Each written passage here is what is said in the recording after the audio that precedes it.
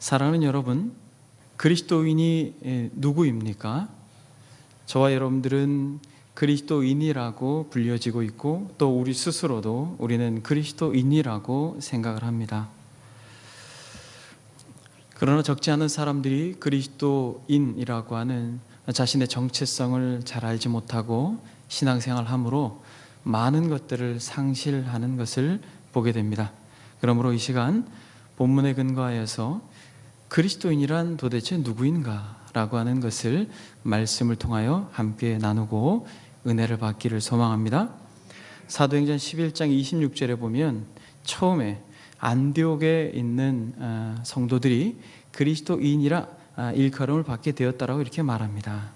사도행전 11장 26절에 보면 이렇게 말합니다.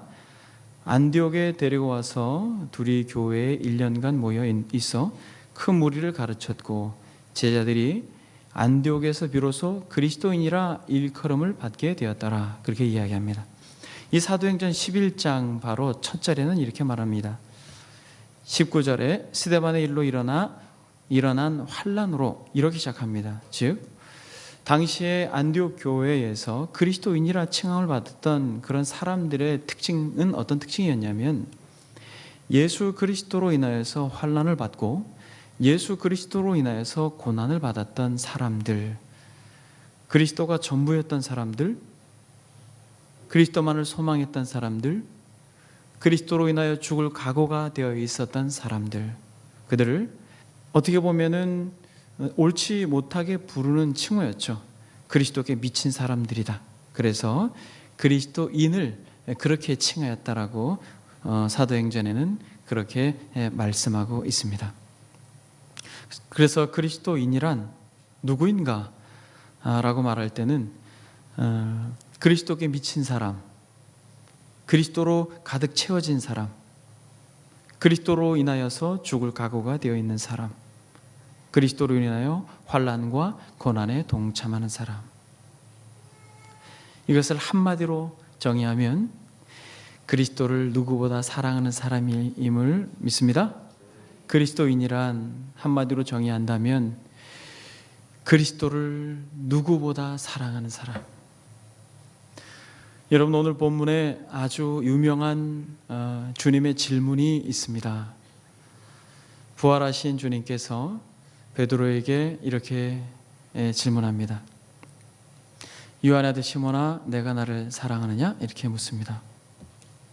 사랑하는 여러분, 이 시간에 이 주의 음성이 하나님의 음성으로 들리기를 바랍니다. 요한의 아들 시몬아 라고 하는 이 질문에서 우리 개인의 이름을 한번 넣어서 질문을 한번 해볼까요? 사실 이 사랑하느냐라고 하는 질문 앞에서는 우리가 괜히 위축이 되는 것이죠. 주님을 무엇보다, 이 사람들보다, 나의 부모, 나의 남편, 나의 아내, 나의 자녀들보다 그리스도를 더 사랑하느냐라고 묻는다면 우리는 그 질문에 대하여 그렇게 자신 있게 대답하는 것이 꺼려집니다. 그러나 성경에서는 사랑하는 것, 즉 예수 그리스도를 사랑하는 것을 그토록 중요시 여기고 강조하고 있는 것입니다. 누군가가 여러분들에게 예수님을 믿습니까? 라고 묻는다면 여러분들은 어떻게 대답할 수 있겠습니까? 네, 믿습니다. 그렇게 대답할 수 있겠죠. 그런데 만약 누군가가 여러분들에게 그리스도를 사랑하십니까? 라고 묻는다면 여러분들은 예수님을 믿습니까? 라고 하는 질문처럼 당당하게 예수님을 사랑합니다 라고 말할 수 있습니까? 이것이 현대 그리스도인들이 가지고 있는 큰 아픔이고 큰 균열인 것입니다. 성경은 절대로 사랑과 믿음, 이것을 구분한 적이 없습니다. 그래서 고린도전서 16장 22절에서는 이렇게 말합니다. 만일 누구든지 주를 사랑하지 아니하거든 저주를 받을지어다, 이렇게 말합니다. 누구든지 예수님을 믿지 않는다면 저주를 받는다라고 말하지 않고 누구든지 주를 사랑하지 않는다면 저주를 받을 것이다라고 이야기합니다. 누구든지 교회를 출석하지 않는다면 저주를 받을 것이다라고 말하지 않고, 누구든지 성경을 잘 알지 못한다면 저주를 받을 것이다라고 말하지 않고, 누구든지 교회 봉사를 하지 않고 헌물을 하지 않는다면 저주를 받는다라고 말하지 않고, 누구든지 주를 사랑하지 않는다면 저주를 받는다라고 성경은 분명히 이야기하고 있으며, 갈라디아서 5장 6절에는 이렇게 말합니다. 그리스도 예수 안에서는 할례나 무할례가 효력이 없되 사랑으로 역사하는 믿음뿐이라. 사랑으로 역사하는 믿음, 즉 사랑과 믿음을 절대로 분리시키지 않는다라고 하는 것입니다. 그런 의미에서 사랑하는 여러분, 정말 예수 그리스도를 믿는가? 라고 하는 이 질문과 예수 그리스도를 사랑하십니까? 라고 하는 질문이 동일하다는 것 속에서 이 시간에 우리는 보다 더 진지하게 오늘 본문의 말씀을 집중해서 들어야 할 것입니다. 저는 오늘 본문의 근거에서 그렇다면 그리스도의 속성과 의무가 무엇인가, 그리스도인의 속성과 의무가 무엇인가, 그리고 그러므로 인하여서 그리스도를 어떻게 사랑할 수 있는가라고 하는 이 큰 두 개의 질문, 이 두 개의 질문의 답을 얻음으로 말씀을 전개해 나아가길 원합니다. 사랑하는 여러분, 그리스도인이란 누구입니까? 방금 전에 제가 여러분들에게 같이 나눈 바 있습니다.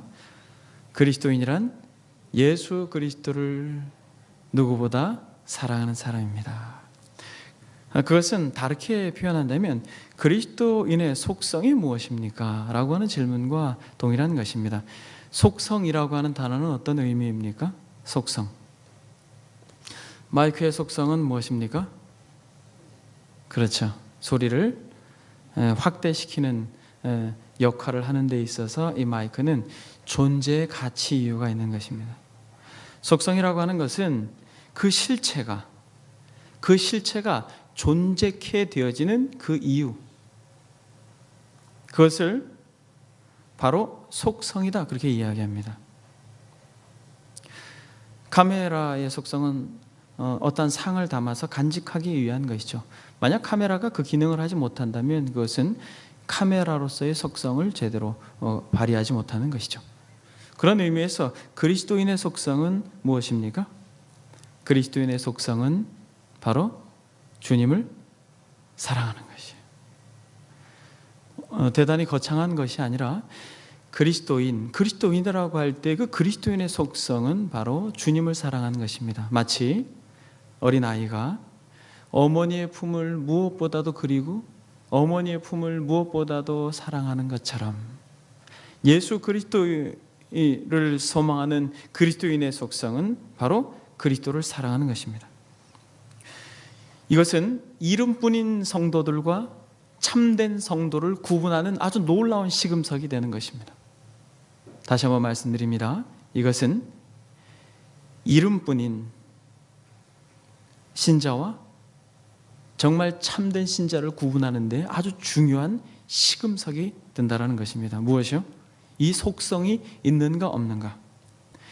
이름뿐인 신자들을 구분하는 데 있어서 탐욕스러운 사람은 그들의 속성 자체가 세상의 부나 재물을 사랑하는 것으로 드러날 것이고, 또 야망에 찬 사람 같은 경우는 세상의 명예나 지위를 사랑하는 것으로 그의 속성을 드러낼 것이며, 유욕적인 사람, 그런 사람들은 육체의 쾌락이나 즐거움을 사랑하는 것으로 그 사람의 속성을 드러낼 것입니다.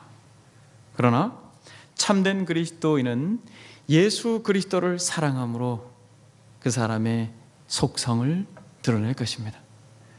그 사람의 존재되어지는 가치에 아주 중요한 것, 그가 왜 존재하는가, 그가 무엇 때문에 존재하는가, 그리스도인의 속성이 무엇인가, 그것은 한마디로 말하면 그 어떠한 물리적인 가시적인 행위와 행동이 아니라 그 마음 깊숙한 곳에서 우리가 불렀던 찬송의 가사처럼 주님 사랑합니다. 주님 사랑합니다. 그 어떠한 은혜를 구하지 않고 오직 주님을 사랑하고 신실한 주님의 친구가 되기를 원합니다. 라고 하는 그 고백이 그리스도인의 가장 대표적인 속성임을 믿습니다. 이 자리에 있는 여러분들이 다 그러한 마음이 또 여러분들의 마음 가운데 또 여러분들의 삶 가운데 가득할 줄 믿습니다. 그렇다면 여러분, 그리스도의 속성이 그렇다면 그리스도의 의무는 무엇일까요? 그리스도의 속성과 의무에 대해서 알고 어떻게 우리가 그리스도를 사랑하는지 알아보기로 말씀드렸습니다. 그리스도의 의무가 무엇입니까? 베드로는 어떤 사람이었어요, 여러분? 오늘 본문의 주인공인 베드로는 어떤 사람이었습니까? 베드로는 너무너무 열심히였던 사람이었어요. 그래서 주님이 죽는 자리까지 따라가겠다고 고백했고, 극한 상황 가운데 칼을 뽑아서 말고의 귀를 잘라버렸던 아주 열심히 특심이었던 사람입니다. 그러므로 교회 생활을 열심히 하는 사람들에게 그리스도인의 의무가 무엇입니까? 라고 질문을 던지면 그들은 대부분 이렇게 말할 것입니다. 예배를 드리는 것입니다. 그리고 헌금을 열심히 하고 주일 성수뿐만 아니라 11조, 더 나아가서 새벽에도 빠짐없이 새벽 예배를 지키는 것입니다. 그러면서 예배, 헌신, 헌납, 봉사, 찬양, 전도, 기도, 이런 다양한 외적인 것들을 그리스도인의 의무라고 그렇게 말할 것입니다. 그러나 사랑하는 여러분, 오늘 본문에서 보게 되면 그리스도인, 하나님께서 부르시고 예수 그리스도께 속한 그리스도를 쫓는 인생들, 그들의 의무를 우리 주님께서는 너무나도 분명하게 정의하고 있습니다. 3번의 질문을 통하여서 요한의 아들 시몬아, 내가 나를 사랑하느냐? 요한의 아들 시몬아, 내가 나를 사랑하느냐? 여러분, 이 음성이 하나님의 음성으로 들리기를 바랍니다. 한낱 젊은 목사의 외침이 아니라 살아계신 우리 주인님께서 분주하고 바쁜 일상을 잠시 멈추고 주를 예배하기 위해 이 자리에 나온 여러분들에게 사랑하는 아무개야, 너가 그토록 중요시 여기는 사업, 너가 그토록 중요시 여기는 자녀들, 너가 그토록 중요시 여기는 그 세상의 많은 것들보다 더 나를 사랑하느냐? 라고 하나님의 음성으로 들리기를 바랍니다. 그리스도인의 의무는 주님을 사랑하는 것입니다.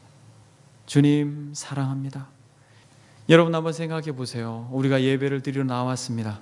그러나 만약 우리의 마음이 주님을 향하여 있지 않고 마음 깊숙한 곳에는 여러분들이 벌려놓은 많은 사업이나 또 여러분들이 그토록 원하는 많은 일들, 또 재물, 또 관계, 세상에서 반짝거리는 많은 어떤 것이라면 우리의 예배가 의미가 있을까요? 우리의 찬양 속에서 사실 여러분, 우리가 하나님 앞에 드리는 헌물도 마찬가지예요. 얼마나 많이 드렸느냐, 얼마나 적게 드렸냐의 문제를 떠나서 그것을 드릴 때 정말 주님 사랑합니다라고 하는 마음이 배제되어 있다면 그것이 의미가 있을까요? 그런 의미에서 사랑하는 여러분, 그리스도의 속성도 주님을 사랑하는 것이요, 그리스도의 의무도, 그리스도인의 의무도 주님을 사랑하는 것임을 믿습니다. 우리가 예배를 드릴 때에도 주님을 사랑하는 마음으로 예배를 드리고, 주님을 찬양할 때도 주님을 사랑하는 마음으로 찬양을 드리고, 주님께 기도를 할 때도 주님께 감사하는 마음으로 기도를 드리고, 우리가 하는 모든 삶의 전 영역 속에 그리스도를 사랑하는 마음, 그 마음이 가장 우선됨을 믿습니다. 그렇다면 사랑하는 여러분, 여러분들 가운데 이렇게 말씀하실 분이 있어요. 목사님, 저도 잘 알고 있습니다. 그리스도를 사랑하는 것이 무엇보다 중요한지 잘 알고 있습니다. 그런데 문제는 어떻게 그리스도를 사랑해야 되는지 잘 모르겠습니다. 어떻게 하면 그리스도를 더 사랑해야 되는지 잘 모르겠어요. 그 방법을 모르겠습니다. 이 시간에 3가지로만 그 방법에 대해서 잠시 나누기 원합니다. 그리스도를 사랑할 수 있는 방법 3가지. 첫 번째, 저와 여러분들에게 있어서 그리스도, 예수 그리스도, 하나님의 아들, 하늘의 영광을 부리고 이 땅에 오신 예수 그리스도가 얼마나 정말 절실히 저와 여러분들에게 필요한 분인지 알면 알수록 우리는 주님을 사랑하게 됩니다. 여러분들이 매일 먹는 밥보다 주님이 절실히 필요하십니까? 이 추운 겨울에 차가워진 우리의 몸을 따뜻하게 하기 위해서 우리가 값을 지불하고 산 2톤 외투보다 예수 그리스도 그분이 여러분들에게 더 절실하십니까? 여기에서 우리는 그리스도를 사랑하는 법을 배울 수 있다는 것이에요. 사실 우리가 그리스도를 사랑한다라고 말하고 그리스도가 전부라고 말하며 그리스도를 소망한다라고는 하지만 조금만 냉정하게 우리의 삶을 돌아보면 우리가 입고 있는 옷보다 또 우리가 먹는 음식보다도 덜 소중히 여긴다면 그 영광스러운 그리스도 그분을 덜 필요로 한다면 그만큼 그분을 사랑하지 못한다라는 것입니다. 여러분, 주님께서 말씀하십니다. 병든 자라야 누가 필요하다고 말합니까? 죽을 병에 걸린 사람들, 그들은 정말 의사를 간절히 필요로 합니다. 절실히 필요로 하는 것이에요. 여러분, 어떤 사람은 감기에 들렸다고 한번 해봅시다. 감기에 들린 사람은 의사가 절실히 필요해요? 그렇지 않죠. 그러나 만약 죽을 병에 걸렸는데 이 죽을 병을 치료할 수 있는 사람은 유일하게 한 사람, 의사가 3분에 있는 한 사람이라고 생각해 봅시다. 그럼 어떻게 하겠어요? 찾아오겠죠. 먼 거리를 마다하고 찾아오고 또 뿐만 아니라 어떠한 대가를 지불해서라도 그 사람에게 치료를 받을 것입니다. 이처럼 절실한가? 이처럼 그리스도가 절실한가? 죽을 병에 걸린 사람처럼 그 의사가 아니면 절대로 내게 소망이 없다라고 생각하는 사람처럼 사랑하는 여러분, 예수 그리스도가 절실한가? 병든 자라의 의사가 필요했다라고 하는 말 속에서 우리는 성경의 누가복음 7장의 말씀을 떠올리게 됩니다. 누가복음 7장 내용에 보게 되면 참으로 어떤 한 죄인 여자가 주님께로 나옵니다. 주님께로 나와서 어떻게 합니까? 눈물로 주님의 발을 씻기고 머리털로 주님의 발을 닦고 그리고 향유를 주님의 발에 붓는 것이에요. 주님께서 이 바리새인 한 사람의 집에 초대받아서 있을 그때 바리새인은 그 여인의 행동을 보면서 이렇게 생각합니다. 마음속으로, 만약 예수 당신이 선지자였다면 저 여자가 누구인지 알았을 텐데 그냥 그대로 두고 있구나 라고 하는 마음속에 아주 부정적인 생각을 합니다. 그때 주님께서 뭐라고 말합니까? 시몬아, 이렇게 말합니다. 만약에 돈을 빌려주는 사람에게 어떤 사람은 500데나리온을 빚졌고 어떤 사람은 50데나리온을 빚졌는데 두 사람 다 갚을 것이 없었다. 그래서 이 빌려준 사람이 둘 다 탕감해 주었다면 누가 더 이 돈을 빌려준 사람을 사랑하겠느냐, 이렇게 물어요.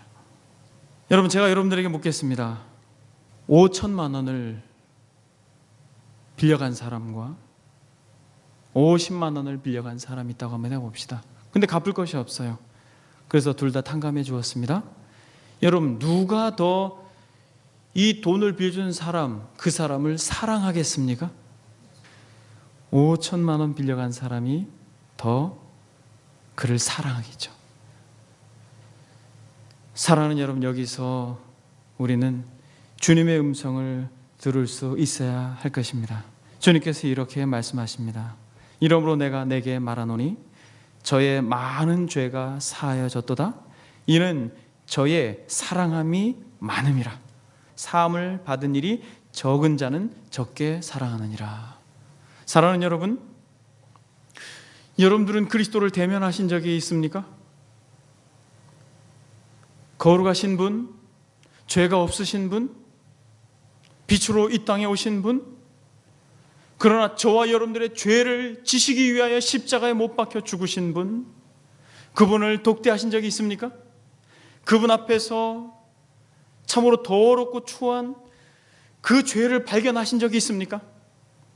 마치 죽은 나사로처럼 죽은 지 나흘이나 돼서 말하고 행동하는 것 하나하나가 주변 사람들을 견디지 못하게 하는 악취로 가득하여 죄와 허물로 죽었다라고 하는 성경적 표현처럼 여러분들의 어둡고 침침했던 그러한 날 한복판에서 그 죄의 문제를 해결하기 위하여, 그 영적으로 병든 상태에 그 문제를 해결하기 위하여서 이 땅에 오신 하나님의 아들 예수 그리스도를 독대하신 적이 있습니까?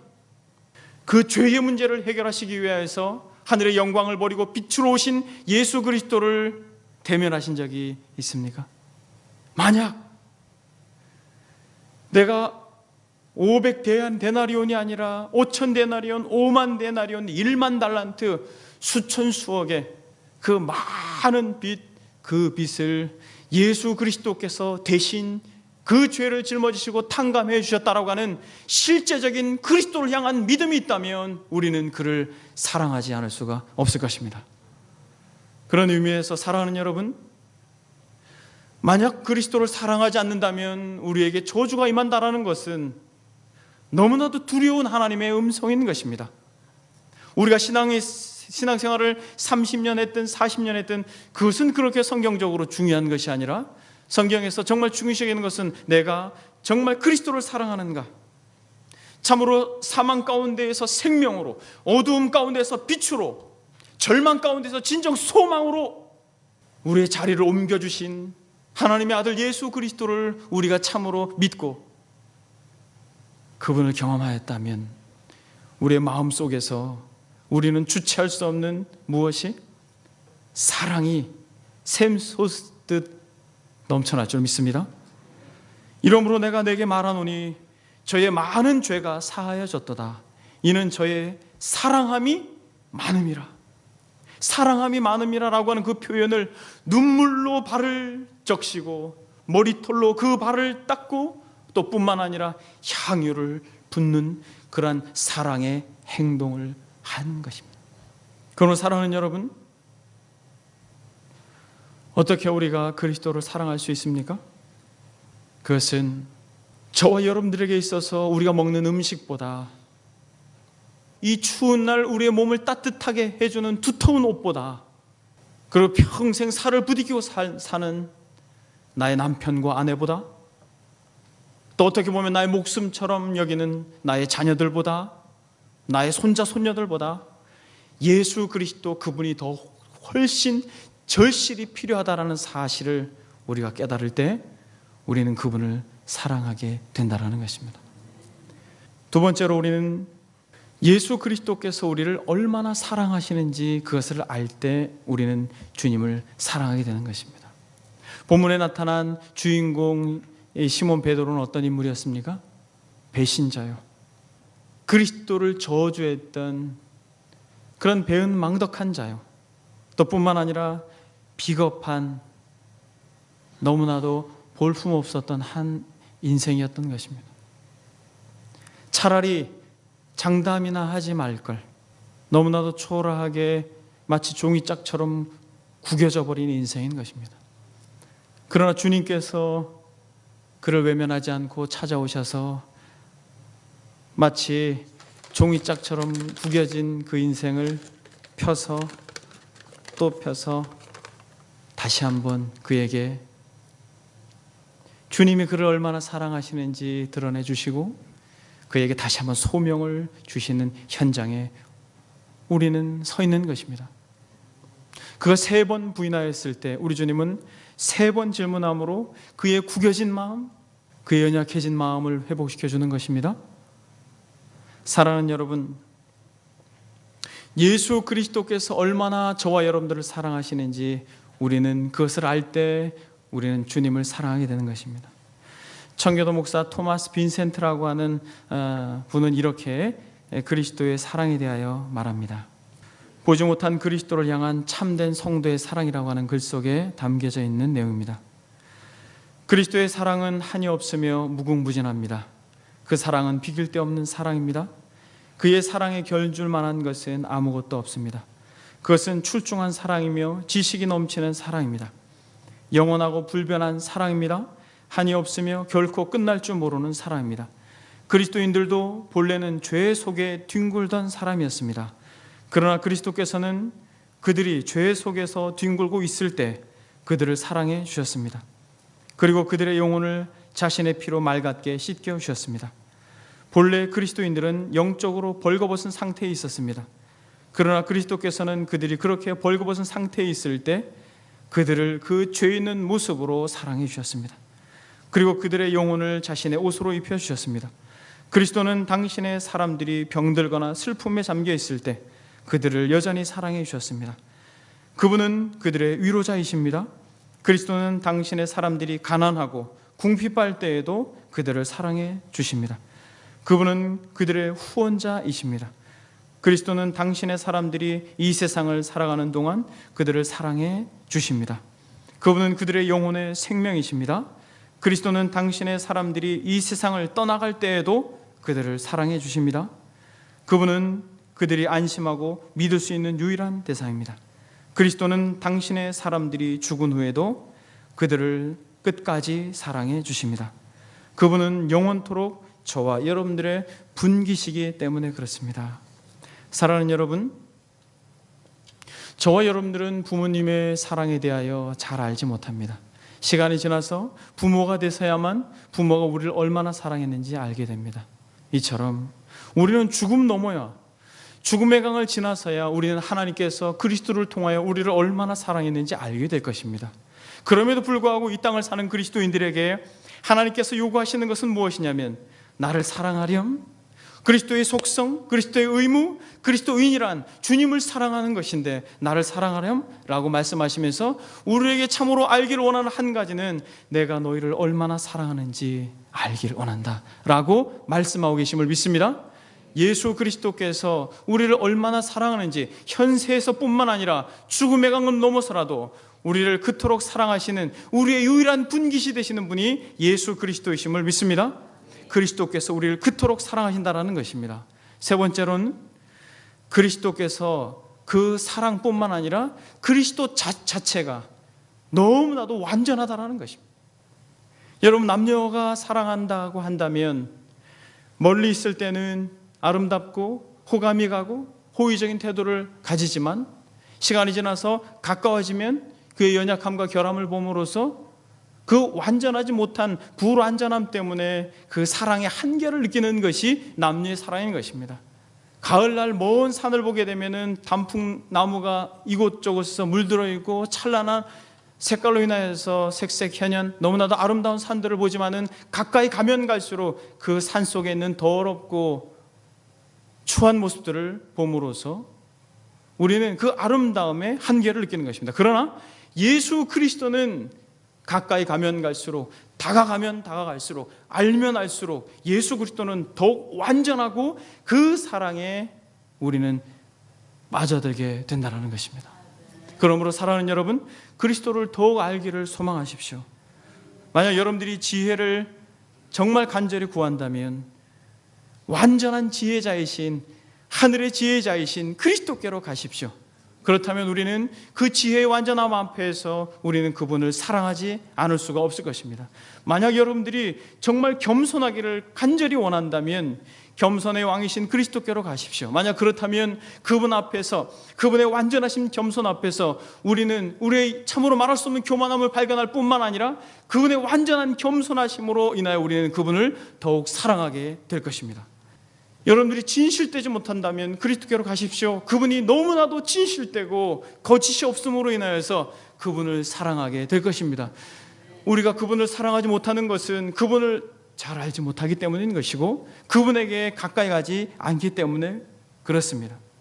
이 세상에서 가장 훌륭한 성품을 가진 사람이라 할지라도 그와 가까이 하면, 그와 가까이 시간을 많이 보낸다면 그의 결함으로 인하여서 우리는 그를 사랑하는 것에 한계를 느낄 것이고, 또 아무리 좋은 물건이라 할지라도 그것을 우리가 소유하고 취하고 어느 정도 일정 기간 그것을 가지게 된다면 우리는 그것에 대한 또 다른 한계를 발견하여서 우리는 그것에 대하여 사랑하는 데 한계를 느낄 것입니다. 그러나 사랑하는 여러분, 예수 그리스도는 완전하시고 예수 그리스도는 완벽하시고 어떠한 것에도 흠이 없고 결함이 없고 오히려 더 우리의 심령 가운데 하나님의 은혜로 충만케 해주시는 놀라운 하나님의 사랑과 자비와 긍휼, 그 은혜가 바로 예수 그리스도 안에 있다는 것을 우리는 참으로 믿고 소망해야 할 줄 알아야 할 것입니다.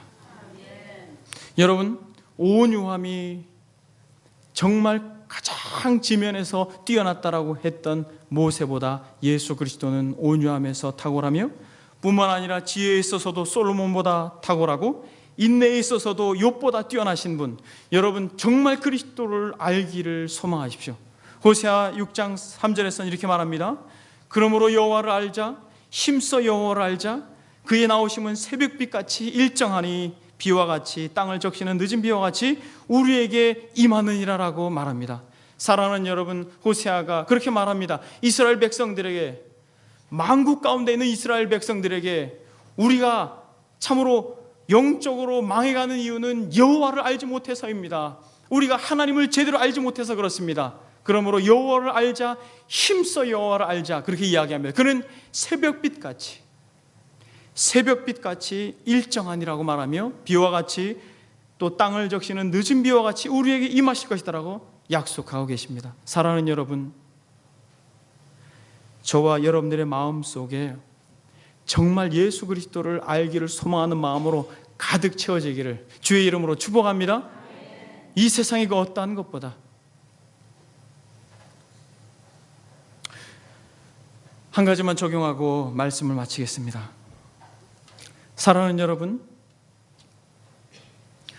요한의 아들 시몬아, 내가 나를 사랑하느냐? 라고 하는 질문 앞에 우리가 서 있습니다. 이 시간에 다시 한번 이것이 한 젊은 목사의 음성이 아니라 저와 여러분들의 생명의 주인이시고 오늘이라고 하는 한날에 이 코의 온기를 주장하고 붙들고 계신 그분께서 여러분들에게 던지는 질문으로 들을 수 있길 바랍니다. 내가 이 사람들보다, 이것들보다 나를 더 사랑하느냐? 여러분, 한 가지만 적용하겠습니다.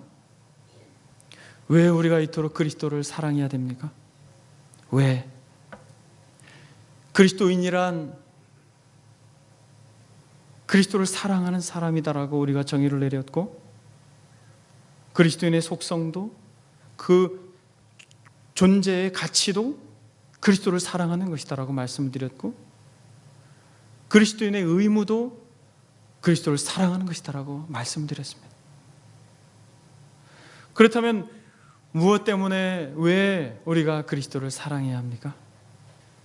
왜 우리가 어떠한 대가를 지불해서라도 초대교회 성도들은 죽음 앞에서도 당당하게 그리스도인이라 칭함을 받았다면 우리가 어떠한 대가를 지불해서라도 왜 그리스도를 사랑해야 됩니까? 왜냐하면 예수 그리스도는 이 세상에서뿐만 아니라 죽음 넘어서 영원한 하나님의 나라에서까지 우리의 위로요, 우리의 소망이기 때문에 그렇습니다. 세상의 많은 사람들은 돈과 명예와 권력과 영향력 있는 사람들을 의지하고 그것들을 사랑합니다. 그러나 그것이 어리석은 것은, 그 반짝거리는 많은 것들은 이 세상에서 그저 그의 효력이 다한다라는 것입니다. 여러분들이 아무리 재물을 많이 가지고 있다 한들, 여러분들이 아무리 세상의 권력자들을 많이 알고 있다 한들, 그것이 죽음의 강을 넘어서는 아무런 효력을 발휘하지 못한다는 것입니다. 믿음, 소망, 사랑, 그 중에 제일이 사랑인 것은 사랑이신 예수 그리스도, 그분은 우리의 연약해진 손과 우리의 떨리는 무릎을 견고하게 하실 뿐만 아니라 우리의 죽음의 강을 지나서도 우리를 참된 안식으로 인도하실 분이기 때문에 그렇습니다. 그러므로 사랑하는 여러분, 우리 주님께서 좌절과 절망 가운데 있었던 한 사람, 배신자요, 비겁자요, 참으로 볼품없었던 구겨진 인생과 같았던 그 한 사람 베드로에게 찾아와서 하신 그 질문, 요한의 아들 시몬아 내가 나를 사랑하느냐라고 하는 이 질문이 여러분들에게 참으로 새롭게 들리기를 바랍니다. 그래서 주님, 이것이 식상한 늘상 들어왔던 그러한 성경 본문이 아니라 죽음 넘어서 나의 영혼까지 책임질 수 있는 주의 음성으로 오늘 이 밤에 역사하기를 믿고 소망합니다. 성경 한 절만 같이 찾아보고 말씀을 정리하겠습니다. 요한일서 4장 18절, 사랑 안엔 두려움이 없고 온전한 사랑이 두려움을 내어 쫓나니 두려움에는 형벌이 있음이라. 두려워하는 자는 사랑 안에서 온전히 이루지 못하였느니라. 우리가 사랑함은 그가 먼저 우리를 사랑하셨음이라. 아멘. 사랑 안엔 두려움이 없다라는 것입니다. 마지막 날 산자와 죽은 자로 구분하여서 심판주로 오실 예수 그리스도를 사랑하는 인생들은 절대로 두려움이 없는 것입니다. 예수 그리스도께서 양과 염소로 구분할 때에, 지혜로운 처녀와 미련한 처녀로 구분할 때에, 알곡과 가라지로 구분할 그때에 주님을 사랑하는 인생들은 비단 지혜로운 처녀로 구분되어 여호와의 날, 심판의 날, 그리스도의 그날은 많은 이들에게는 두려움의 날이요 고통의 날이요 절망의 날이지만 주님을 사랑하는 인생들에게는 기쁨의 날이요 소망의 날이요 영광스러운 날이 될 줄 믿습니다.